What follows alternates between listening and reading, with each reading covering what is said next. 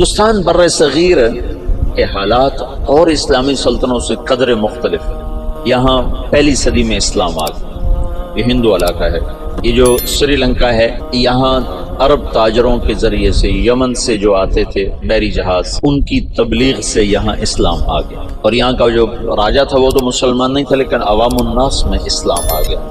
اور یہ جو ساتھ مالدیپ ہے، مالدیپ کوئی 2500 جزیروں کا ملک ہے مالدیپ، اور وہ جزیرے لمبے سے لمبا جزیرہ 11 کلومیٹر ہے، اس کا نام ہے مالے، اسی میں ان کا دارالحکومت ہے۔ باقی سارے جزیرے بس ایسے جیسے تمہارا مدرسہ ہے، اتنا ایک جزیرہ ہو۔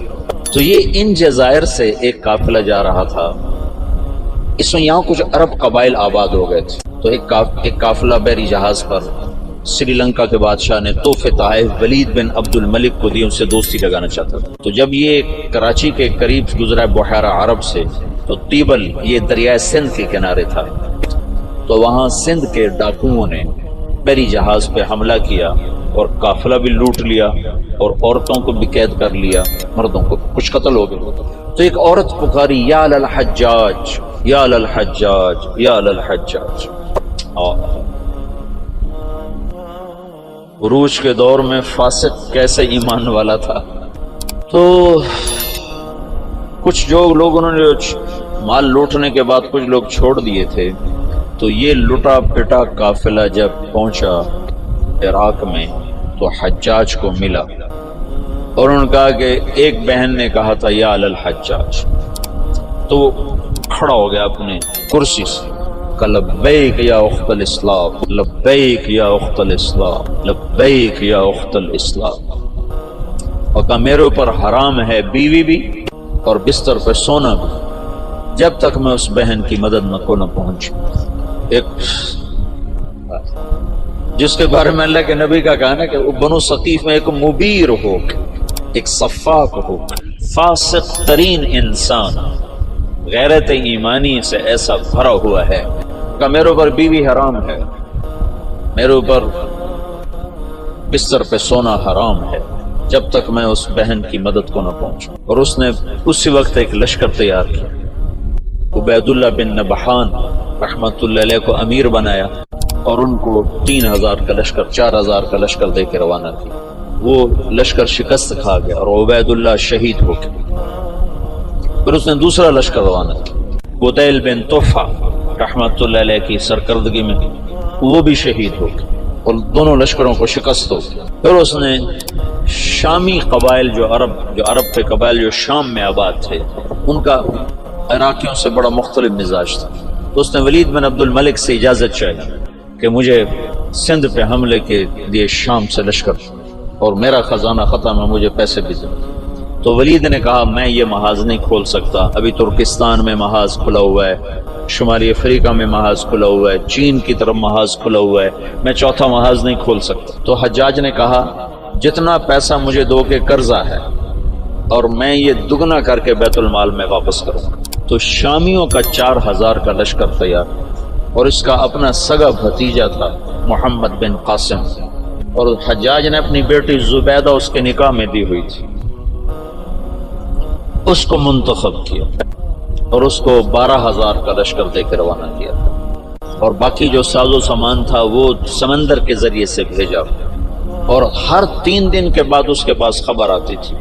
اس نے ڈاک کا ایسا نظام بنایا کہ ہر 3 دن کے بعد خبر حجاج تک پہنچتی تھی۔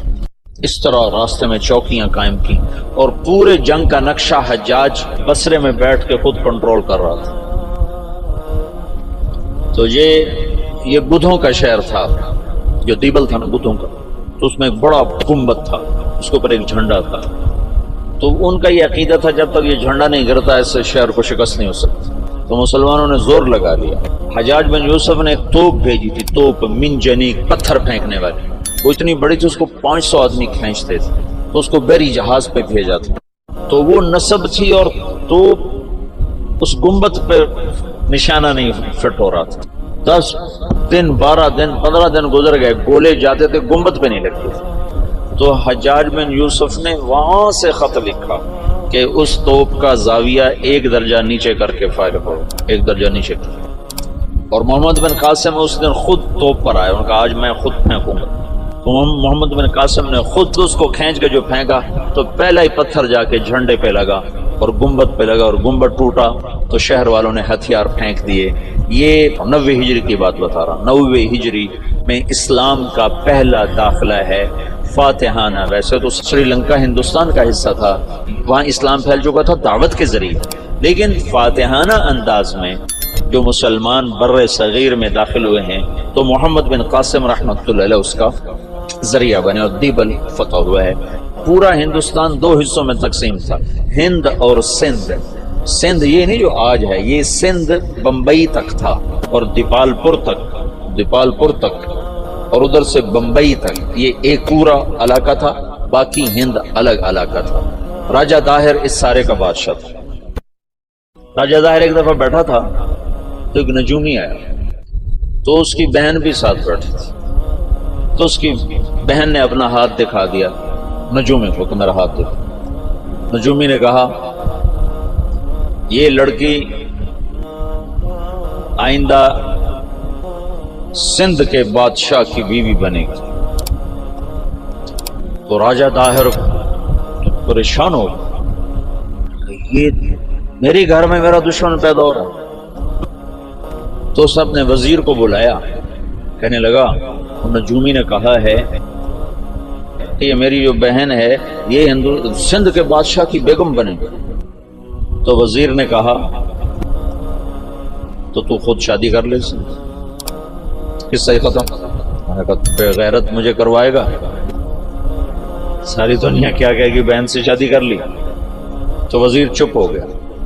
اس نے ایک بکری لے کر اس پر مٹی کی تہ پہلے اس پر اچھی طرح لگائی، پھر اس کے اوپر باریک مٹی ڈالی، پھر اس پر پھول کے بیج ڈالے اور اس کو ہلکا ہلکا پانی لگوانا شروع کیا۔ تو اس کے پشت کے اوپر پھول ہی پھول ہو گئے۔ تو اس نے وہ بکری ایک نوکر کو دی کہ جاؤ اسے بازار کا چکر لگواؤ۔ میں چکر لگوایا تو سارا شہر اکٹھا ہو گیا، بکری کے اوپر پھول، بکری کے اوپر پھول، سب حیران پریشان۔ اگلا دن کا پھر چکر لگاؤ، پھر لوگ اکٹھے ہو گئے، اگلا دن پھر چکر لگاؤ، پھر تھوڑے ہو گئے، پھر چوتھے دن اور تھوڑے ہو گئے، 5 دن اور، 6 دن اور، 7ویں دن کوئی بھی دیکھنے نہیں آیا۔ تو وہ بکری لے کر داہر کے پاس آ گیا، کہنے لگا اس بکری میں تیری کہانی لکھی ہوئی۔ وہ کیسے؟ تب پہلے زیادہ لوگ تمہیں گالیاں دیں گے، پھر اس سے تھوڑے گالیاں دیں گے، پھر اس سے تھوڑے گالیاں دیں گے، پھر ایک دن چپ کر جائیں گے، تو اسے شادی کر لی۔ اس بکری سے اس نے اس کو دلیل سمجھائی، تو اس کم وقت نے حکومت کے لالچ میں اپنی بہن سے شادی کر لی۔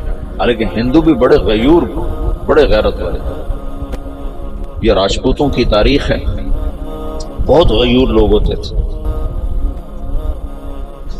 یہ تو آپس کی لڑائیوں کی وجہ سے بے وقوفی کی حد تک آپس میں لڑتے تھے، تو غیروں کو ان پر چھا جانے کا موقع اس وجہ سے ملتا تھا۔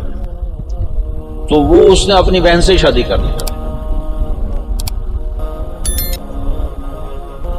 جب محمد بن قاسم حملہ آور ہوا تو راجہ داہر سندھ بمبئی دیبال پور تک کا حکمران تھا۔ تو روہڑی کے قریب ان دونوں لشکروں کی پھر جنگ ہوئی۔ تو اس سے پہلے محمد بن قاسم نے لکھا حجاج بن یوسف کو کہ سارا سندھ اکٹھا ہو چکا ہے اور میرے ساتھ صرف 12,000 مدد کے لیے لشکر بھیجو۔ تو فاسق اور صفاق کا خط سن، حجاج کا خط آیا کہ اللہ کے رسول کا فرمان ہے 12,000 کو کمی کی وجہ سے شکست نہیں ہو سکتی، اور تم 12,000، لہذا تمہیں اس وجہ سے شکست نہیں ہو سکتی کہ تم تھوڑے۔ جب میرا خط پہنچے تو سارے لشکر کو آخرت کی ترغیب دی اور اللہ کی رضا پہ مرنے کے لیے تیار کرو، اور میرے پاس کوئی لشکر نہیں تمہیں بھیجنے کے لیے، میرے پاس کوئی سرمایہ نہیں تمہاری مدد کے لیے، تمہارا اللہ تمہیں کافی ہے۔ یہ حجاج کا خط تھا محمد بن قاسم کے نام۔ تو پھر انہوں نے روہڑی کے قریب دریائے سندھ کتنا پھیل جاتا ہے، انہوں نے وہاں سے دریا پار کیا، اور روہڑی کے آس پاس اب بھی اس کے کھنڈرات ہیں۔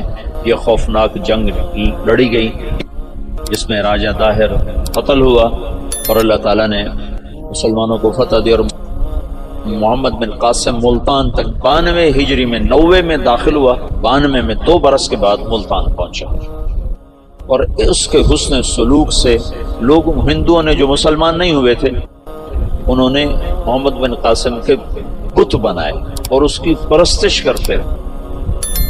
یہ اس طرف سے 92 ہجری میں اسلام داخل ہوا۔